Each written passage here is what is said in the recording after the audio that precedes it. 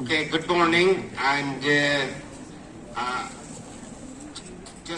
before I start, I'd like to thank the organizing committee for inviting me here in Ranchi, and particularly in this international conference in the sorghum. Milk. Yeah. So, should I just speak? Actually, I have to. Okay. Can you hear me now? Yeah. Okay. Yes. Okay. So I'm grateful to the previous speaker, Dr. Amar Kumar, who actually explained to you very well that the importance of millet. So I'm not going to talk about the millet as a crop. I'm going to introduce to you how actually plant protect itself from the disease. Okay, so I'm going to talk the historical aspect, that how our understanding has improved between the plant and the pathogen interaction. Okay, so that's aspect. Millet or any other crop, a wheat or rice, any crop, actually is affected by the environment and by pathogens. So what I'm going to talk about is the fundamental understanding of how plant protect itself, and how we can, if we understand better, then we can use that technology to improve, make plant resistance to the pathogen, and that way we can improve the yield. So as you can see, my title is Plant Pathogen Interaction, a Sophisticated Dialogue. And what I mean by that the plant and the pathogen, they actually talk to each other, and in that conversation, which is a chemical conversation, it's not in Hindi or English, it's a chemically they talk to each other, plant and pathogen, and in that interaction, sometimes pathogen wins, then the plant dies, or sometimes plant wins and then the plant survives, and that's what we want. Okay, so let's start with that talk.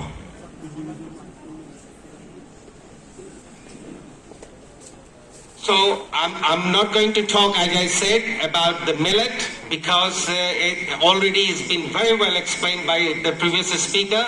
So the only thing to remind that it is the United Nations has given a mandate, as this is the 2023. It's the international crop, and we want to revive that, to make this crop successful. So again, already been explained by the previous speaker that there are some excellent importance, particularly that it is very easy to grow, it's a very resilient plant, and it has a nutritional value. So particularly in a modern time, it is as the climate changing, the temperature is changing. This plant is very, very easy to grow. So in that way, it's sustainable. Also, it has a nutritional value. It's free from gluten, as has been already provided to you. So now I will go back and I'll talk to my talk, which is actually why we want to study plant pathology. Okay? And as I said to you already, that we want to protect the plant, particularly the crop plants, okay, so that it can produce, whether it's a fruit, grain, vegetables, and things. So that's the reason we need to understand that how actually a plant is protected from the pathogens. And when I say pathogen, it can be from viruses, bacteria, fungus, insects, nematodes, all aspect of it. So I'm going to give you the historical, that how actually in the last 100 years, particularly in last 30 years, how our understanding has improved. And that's what I'm going to talk about. So before I go into the plant, the importance of plant, okay? If plant doesn't exist, we don't exist.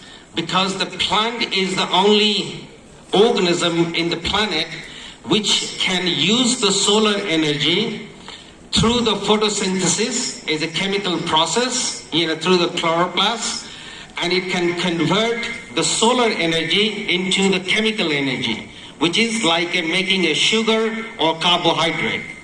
And that's what we eat with the animal or the human. They are dependent on that. We have no way of converting solar energy. So all our energy is dependent upon that the plant which captures the energy from the sun, solar energy, through the photosynthesis process, makes a product, particularly carbohydrates and sugars, yes, and that's what our source of energy comes from. Apart from that, as you know, most of the things is made of plants, whether it's a chair or anything. Most of the medicine comes from the plant.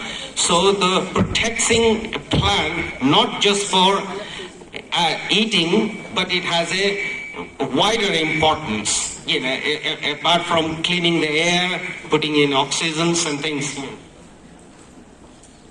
So what I'll try to make a point is that the plant actually, right through our evolution, human evolution, that there is a distinction between a domesticated plant. So there are thousands, 10,000s, millions of species of plant, sort of in the nature. They are wild. They grow in the field, in the hills, in the mountains. But there are only maybe 20 to 30 species of plant which we rely for food. Okay, so we don't actually. It's a very, very limited number of plants which we use for our food.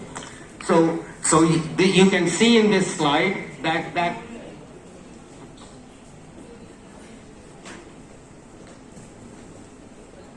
like a potato, which is a major crop, the potato, chili, which we in India we eat quite a lot. Throughout the world is eaten. But actually the origin of the potato, it comes from South America. That's where it was evolved. And then the European brought to Europe. And from Europe, it came to Asia. Yes, okay. Similar thing is the wheat. And particularly here is in the Middle East area. Rice comes from the Asia, which is the India, part of India. So these crops, which we rely on, they come from very different. The origin is different part of the world, but now they become a staple diet, sort of throughout the world. Okay, because of the interaction, because of the people movement they have brought, and whatever can grow better, we have kept it, and grow them as a crop.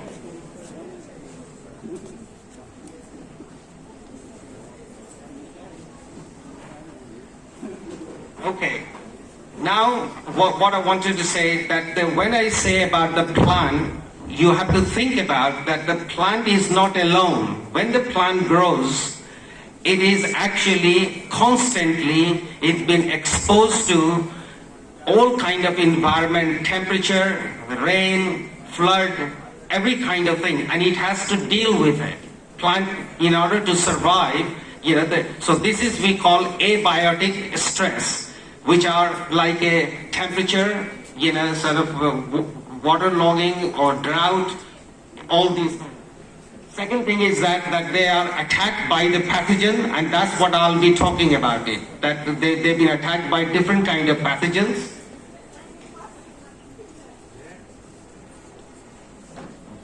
Then we got a plant. So the plant, if you've been in a forest, you can see that the plant are also interacting with the other plants. So they compete with each other as well. Other thing is that we as a human species, okay, also interact with the plant. Particularly we use with them, and sometimes we do very wrong things like we chop the forest to collect the woods and to make it furniture, but at the same time you're damaging environment. So the plant is constantly exposed to all kind of these things and it has to deal with it.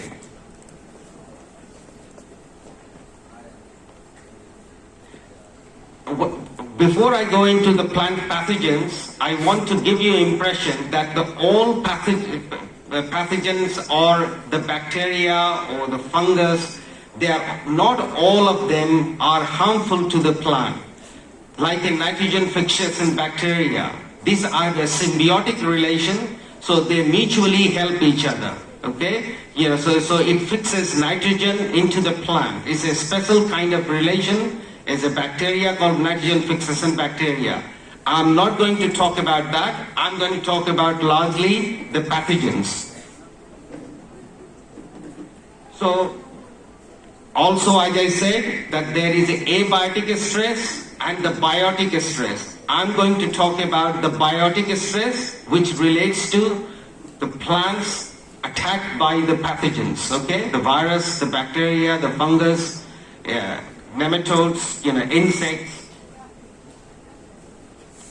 Now, if you go in the field anywhere you go, you walk into the planet Earth, where you go, the plant has been highly successful. Everywhere you can see the plant. So obviously they have the ability to protect itself from the environmental impact or the pathogen impact. Okay, so the plant is in nature is very successful. However, when we start isolating plant as a crop, when we are trying to domesticate it for our purpose, like rice, wheat, fruits, then you are isolating and you are actually reducing the diversity. Okay, because you are selecting. So like a fruit, you can take example, a fruit tree, if it gives a small fruit or gives you a poisonous fruit, you don't select that, you leave it that. You only select which is a sweeter fruit or it gives you a high yield. So you are actually gradually selecting those fruit species and narrowing their diversity. And that's where the game is. That if you reduce the diversity, then the plant becomes much more vulnerable, okay, to the pathogens. So in nature is fine, but the domesticated plants are vulnerable to the disease because they have a very narrow diversity. We rely on very narrow, a few lines of rice, the few variety of the wheat, few variety of that. So that is also keep in mind. So I've talked about it, this thing. So this is example actually from the maize. So you have a diversity of the maize where you have a big cob, okay, or the small cob, but because you want to have a high yield, you select for gradually. So while you are selecting it gradually for the better yield or the better quality or the better taste, you are narrowing the diversity of that species. And that becomes, it will become clear to you later on that why this diversity is important. I'll miss that slide. This is exactly the same thing. So the genetic diversity is very, very important. And that's the reason most of the country, where the agriculture, there is always people go and select the wildest species of rice, the wildest species of wheat, wildest species of tomatoes, wildest species of potato, because it is like a germplasm. So they have the different kind of genes which we may need later on, okay? Because we have selected and we have made it very narrow, that it is important to also, and that's the reason we have a gene bank called gene bank where wild species are maintained, and that's a very important.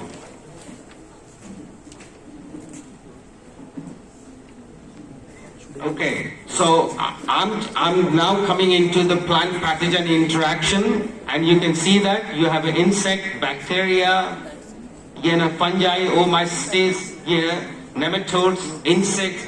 All of these actually constantly attack plants, but plant itself protects itself. In nature, it does it very well because the diversity is there.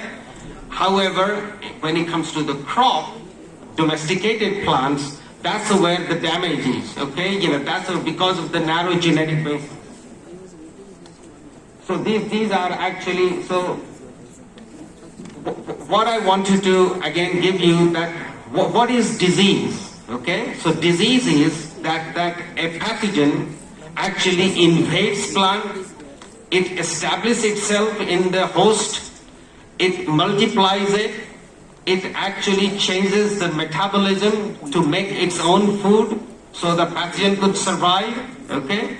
And that's called the disease cycle, okay? So that's where the pathogen is successful and the plant is susceptible, okay? It's not resistant.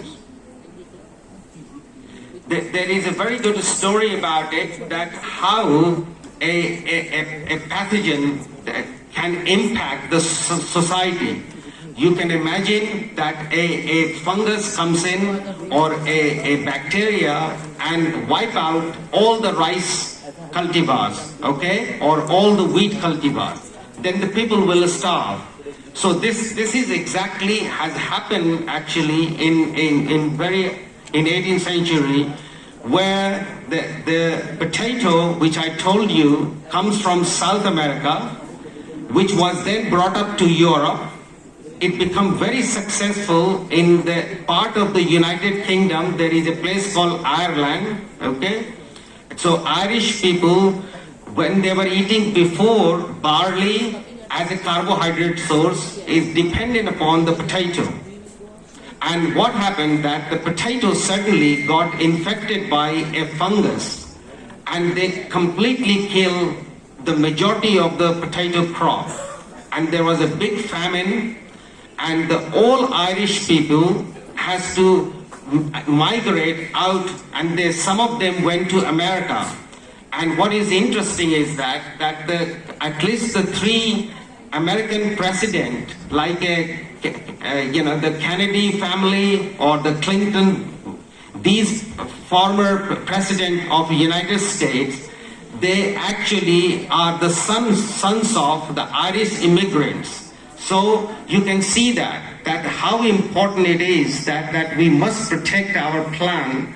Otherwise, any kind, could happen that we lost those plants, and for that reason, the famine can come and can, sort of affect human or, the citizens of the people of the country. Okay, so I don't need to go much about this thing, but before, in the early, hundreds of years ago, any devastation used to come, we used to say that it's a God-given, things. But this is, obviously that is a view, that is a faith, but it's nothing to do with that. As we become educated and gone the scientific approach, we now understand that it is not actually that some supernatural power is killing the plants. It is actually the pathogens. And there was a great scientist called Louis Pasteur and Robert Koch. Actually, they were the first time actually showed that it is the pathogen, it is the bacteria or the fungi, is responsible for the disease, and it's not because of some sin or some supernatural power has done something.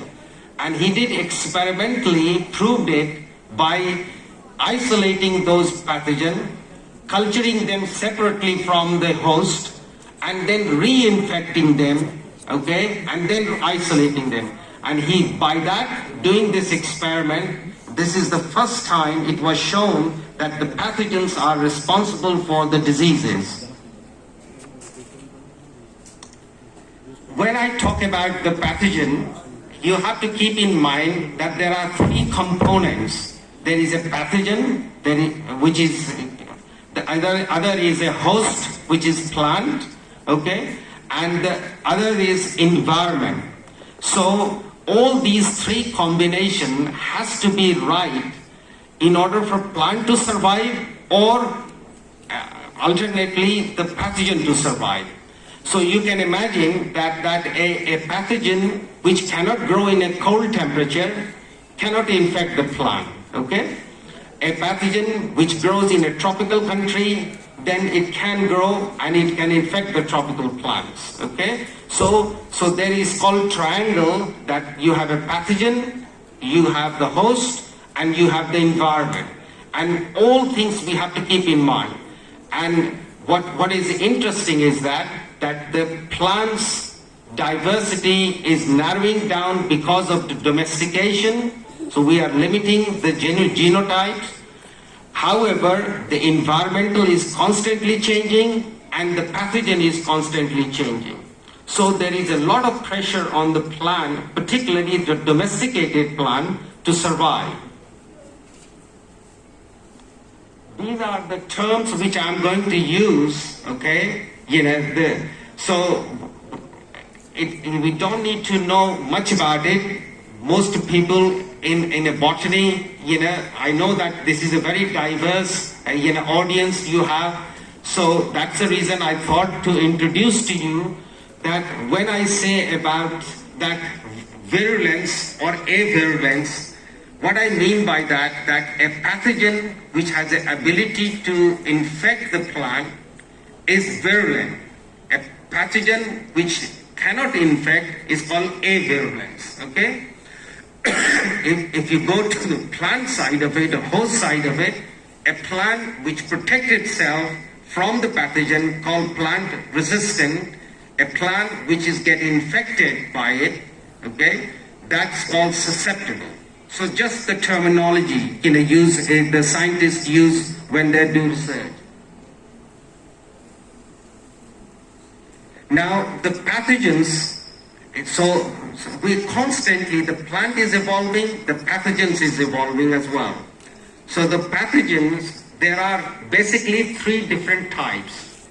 A pathogen is a necrotrophic.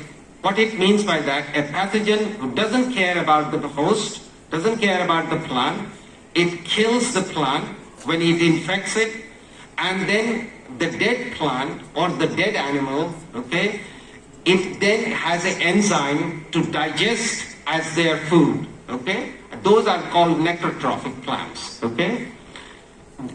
That's the one extreme of the pathogen, that the pathogen kills the host.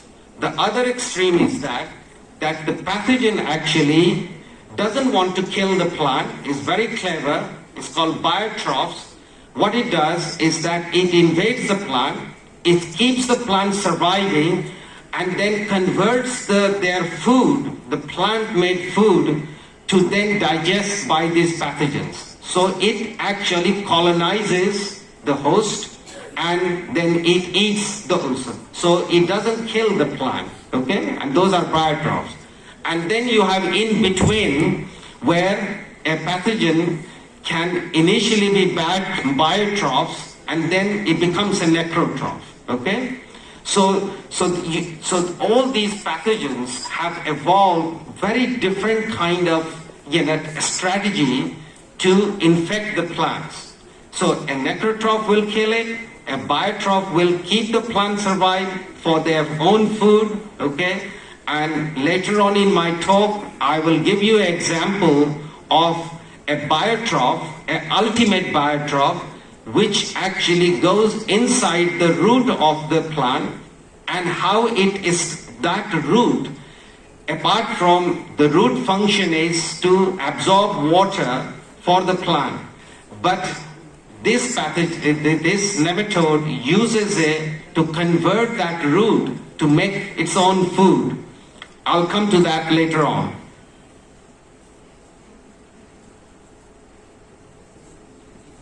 Okay, so when I say that how plant protect itself, you can imagine right in the early days of evolution, one technology they have developed, the one strategy they have developed, that they need to know that when a pathogen comes close to the plant, that pathogen is an enemy or is a friend. And it actually has the ability to detect, which I'm here saying that the self and non-self. So recognizing, and in order to do that, the plant has on their surface, like we have as well, ability. There are called receptors. So there are protein, on the surface which recognizes when an invader, when the pathogen comes close to the host, close to the plant, and plant detects it, that is this an enemy or is it? Because I told you certain bacteria have a symbiotic relation, but certain bacteria can kill the plant. So this is the big distinction. That's where the evolution has come in, is that how a plant, it detects that it is a same or is a non-one, it's a different one. And this is just a cartoon to saying that the plant is actually, that they are both green, a plant and this alien, but the plant will detect the plant as a friend, but obviously alien, just a cartoon, it will detect as a alien or non-self, okay? And this is the way it has started, sort of to protecting, and that got very complicated. Is gradually they have evolved, how the biochemically lots of things have evolved to actually develop a whole strategy to protect itself. Now there is not much difference between the way the pathogen infects us as a human and the pathogen infects actually they both have the similar strategy, which is that they have the ability to detect the enemy, then they have to make sure that they make a protein which stop their development or stop their invasion or stop their reproduction of those things. So this is exactly happens in the plant as well. However, there are some similarities, but there are big differences. Humans have an antibody, a circulatory system which circulates in the blood, okay? And that's the way it actually, sort of protect itself. And this is a cartoon to show that. I mean, the basic difference, you can see that the animal, if it get attacked by an animal, it can run away, okay? But a plant is actually sessile. It is actually grounded in the soil. So the plant, if it get attacked by the animal or by pathogens, it cannot run away, okay? And for that reason, they have developed a different strategy. And what that strategy is, I'm going to talk to you. So to start with, like in human, we have the skin, and the skin protected itself from the foreign invasion, okay? To a large extent, it protects itself. Same thing with the plant, okay? They have the cuticle, which is a thick layer on the leaf, which actually stops plant to invade. So there is a physical barrier of the invasion of the pathogen, okay? So that is the first. This is nothing to do with the biochemical, it's a physical barrier. Excuse me. Then the second part comes in, is that once the pathogen overcomes, it manages to infect either through the wound or through the stomata, which is there, stomata there, sort of thing. So, thank you. So once the pathogen invades, what happens then?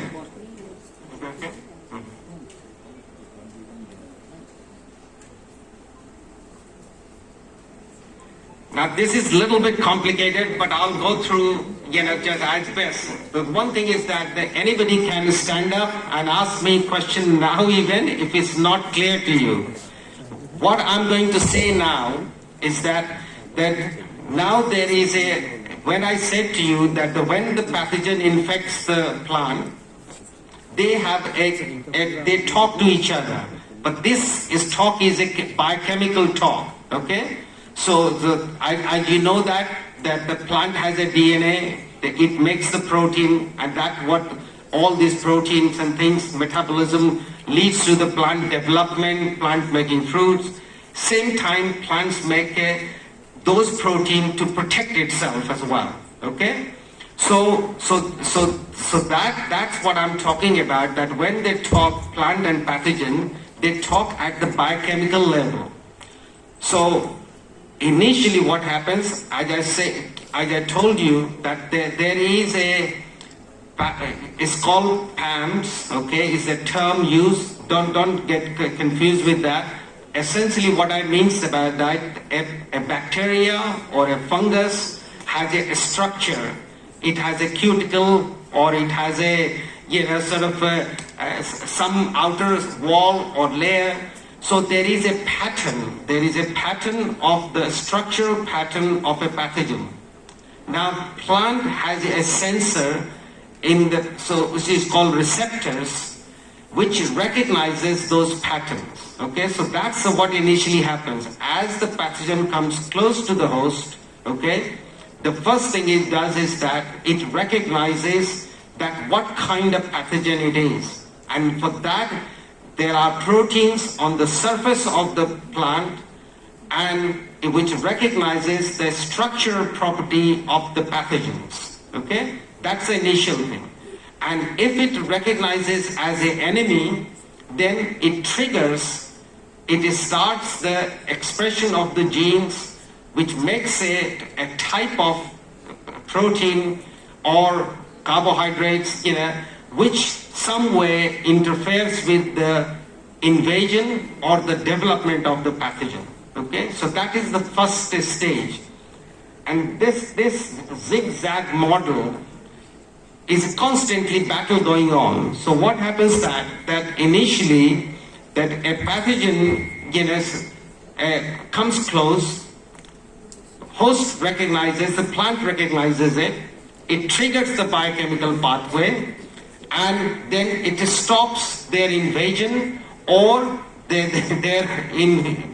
development, okay, reproduction. Now, what then pathogen does is that pathogen makes another protein which it injects into the host, which actually interferes with the expression of the genes which is protecting the plant. Okay? So the first is the interaction, but then because plant has started making a protein which interferes with the invasion or reproduction of the pathogen, what pathogen they do is to make a effector. It's called protein like effector is a term called effectors. It injects into the plant, and that interferes with that suppresses those genes expression, which is actually helping to protect the plant. So then plant becomes susceptible again. So initially plant was resistant because he made those protein, but now the pathogen injected certain protein which interferes, so plant again becomes susceptible. Now the next stage happens, the plant has also way to deal with this thing. So the plant has called plant resistant gene. These are R genes. So they have a specific genes which then makes a protein, interacts with that effector, okay, and then it actually makes a protein which protects the plant again. So this battle going on constantly, that the pathogen comes close to that, pathogen then sort of invades, plant try to protect itself, pathogen then does something to suppress the protection, then plant then comes back again and it tries to again suppress that protein and trying to survive. So this battle, when it goes on, what happens that in that, if the plant actually becomes susceptible, it cannot protect itself, then it dies, it lost the battle. But if the plant is able to protect itself, then the plant becomes resistant. So that's what I mean by host parasite insects and pathogen interaction, is that they are constantly talking to each other in a biochemical way, and so the pathogen is constantly evolving. Okay? Host is constantly making a new kind of protein, and this constant battle going on between those two. Okay? And that battle, sometimes pathogen wins, sometimes plant wins. And now we understand this thing, how it works. Okay? You can use that technology to then use biotechnology, the latest technology of the gene cloning, to then transfer those genes which are resistant genes to protect the plant. Okay? So that is a very important thing.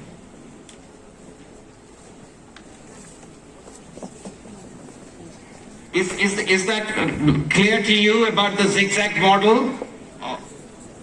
Okay. So the next two things I'm going to talk about it, which is not that complicated. So now you know that the pathogen has a certain kind of genes which is making a protein which helps them pathogen to invade, reproduce successfully. Okay? This does the pathogen. And those are called the avirulence genes. Okay? Genes, okay, makes protein.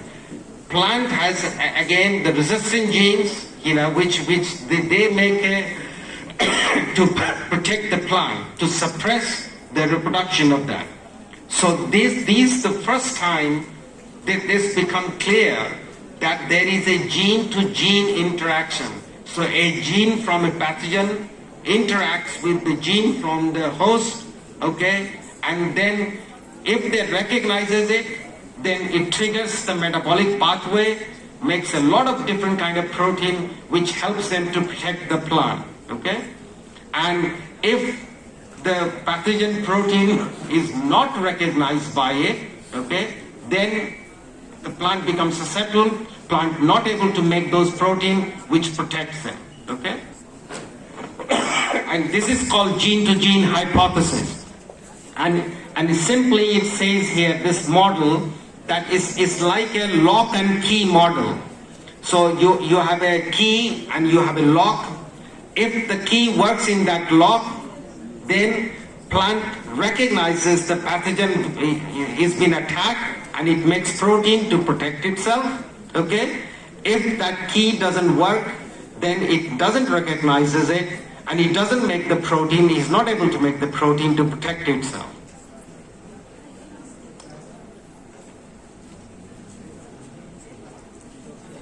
And that scientists have actually shown by isolating the genes from the pathogen and isolating the genes from the host, and they have shown that there is a gene-to-gene interaction between pathogen and the host. Okay, these are too complicated, so I won't go into that. So I would like to summarize, okay, that what I was talking about it. So now I hope that you understand that we understand, as a scientist, we understand now that the plant has a set of genes, okay, apart from its genes for their development and the metabolism and survival, plant has also a set of genes which to protect against the pathogen, okay? Pathogen has similarly a set of genes which pathogen makes it a protein which is then responsible for making pathogen successful, which I mean that the pathogen can invade can reproduce inside the host, and they can do that. So this is what I'm talking about here. So plants have a R gene, it makes a protein. Correspondingly, pathogen has a effector genes and it makes a protein. These interaction, if it happens, if this pathogen plant protein recognizes this thing, then it activates thousands of genes in the host, in the plant, okay? A cascade of metabolic expression happens and a lot of protein is made, and that results into N is to protect the plant. And the way it does it, in this case, which is, you can't see it, but in this case what happens, that if it recognizes it, then it actually, where the pathogen has infected the host, it actually kills the cells. So if the cells is dying where it's infected, then the pathogen is not able to spread, okay? Because the cells are dead, so they can't make food there, okay, to do that. So that's a way. And the plant is one of the things, plant, you should know that if as a human, sort of they don't have ability, most of the animals don't have ability. If our hand get chopped or certain part get chopped, we cannot regenerate. But the plant is very different. Plant has the ability throughout its life, it can actually, it has a meristematic cells, it's called totipotent cells, it has the ability to regenerate. So if you cut a branch, it will make another branch, okay? So that's the reason that if the pathogen invades, it kills just the cells surrounding it so that the pathogen doesn't spread, okay, to do that. So this is what the basic message I wanted to give it to you, is that our understanding has greatly improved.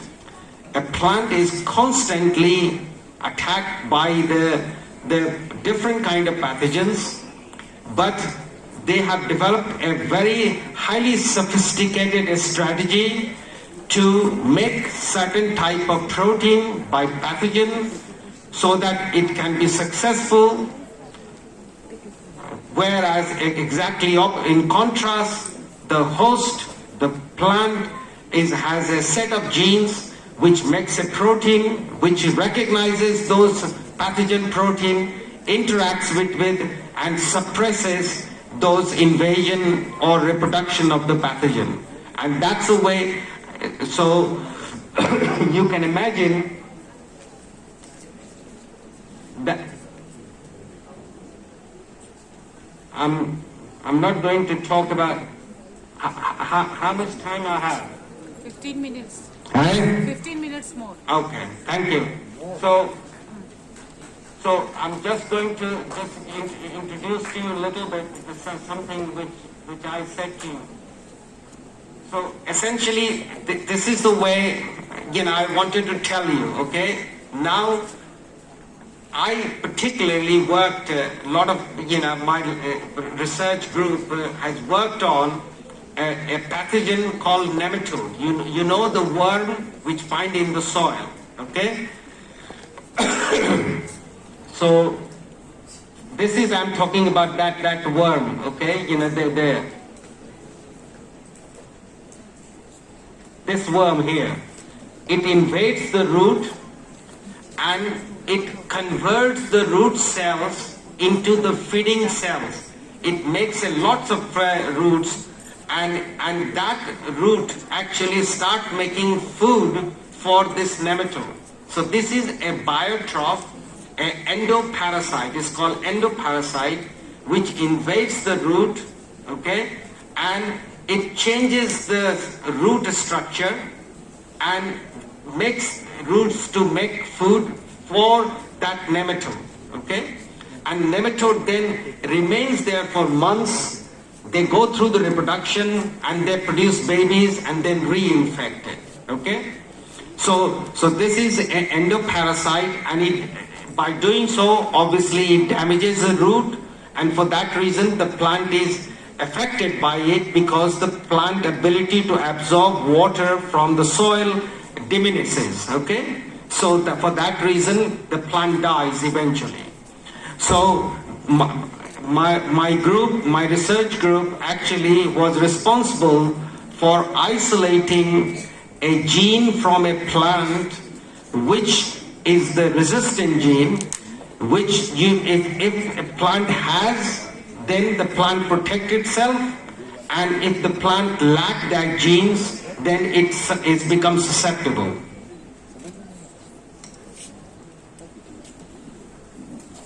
So nematode not only infects the plants, but you know that, and you have seen this disease called the limpid filarial disease.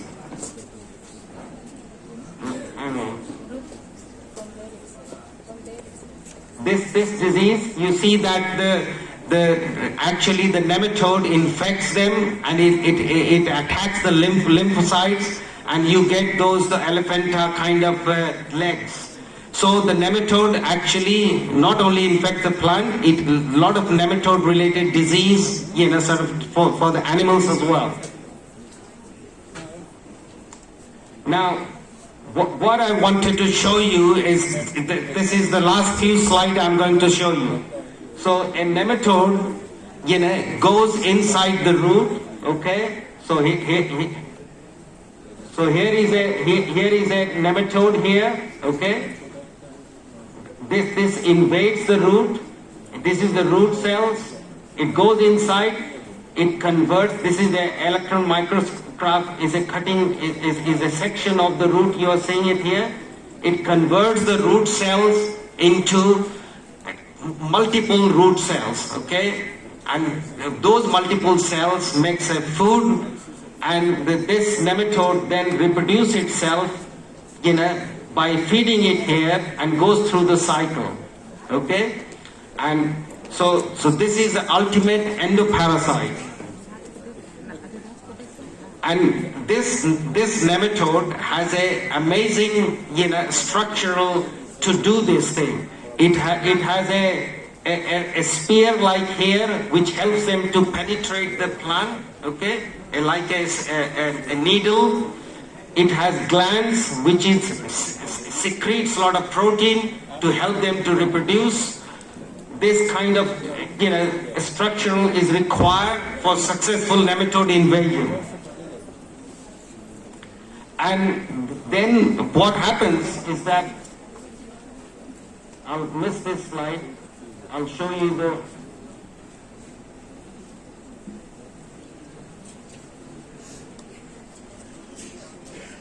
I'll show you the last one, that we isolated the genes from a wild species, and that's the reason the germplasm is important, which makes a protein which interferes with the development of those feeding cells, which nematode has, after invasion, has created.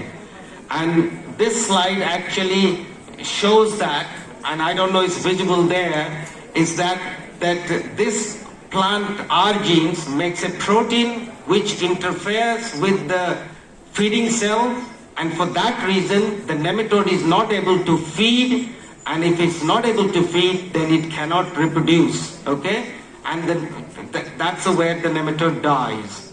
So this R gene was cloned, transferred into the susceptible line, and then that plant become now resistance, so now it doesn't get infected by. So similar thing you can do that to protect against the bacteria, the fungus, the virus. You can now, using the modern biotechnological technique, to clone the genes, and then you transfer that gene into whichever crop you want to do that, susceptible line, to protect its plant. And again, this triangle which I showed you, that in order to, so crop management, is not just only one way you can do it, okay? You have to manage the whole management of the crop. You need to have actually consideration of environment, consideration of the pathogen and the host. So that's the reason sometimes rotational kind of plant is grown, that if a pathogen has come and a plant is susceptible like a rice, then next year you grow legume or something else, so that the cycle is broken, okay? So the management is a very, very different thing. But I hope that I've given